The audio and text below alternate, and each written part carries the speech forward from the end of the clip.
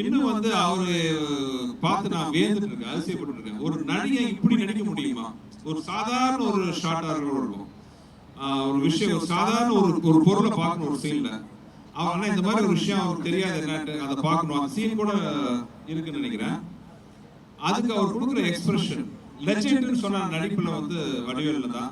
ஒரு சாதாரண ஒரு சீன் நான் வந்து ஒரு 10% யோசிச்சு, வடிவேல் இருந்தாருன்னா 10% யோசிச்சா போதும், மீதி 90% வந்து அவர் நடிப்புல வந்து எங்கேயோ கொண்டு போயிடுவாரு. So is one master class for எல்லா ஆக்டர்ஸ்னு சொல்லலாம்.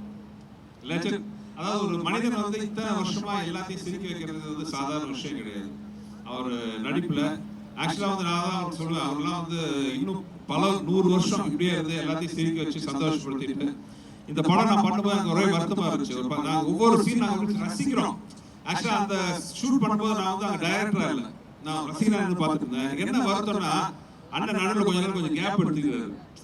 அந்த கேப்ல அவங்க வந்துருந்தா இன்னைக்கு எத்தனை படம், எவ்வளவு காமெடி சீக்வன்ஸ்லாம் வந்திருக்கும் தமிழ்ல, நம்மளாம் எவ்வளவு பார்த்து ரசிச்சுட்டு போட்ட ஃபீலிங்கா இருந்துச்சு. ஸோ இனிமேல் வந்து அண்ணன் டைலாக் தான் சொல்லணும், சிங்கம் ஒரே காலத்துல இறங்கிருச்சு அப்படின்னு வரணும்.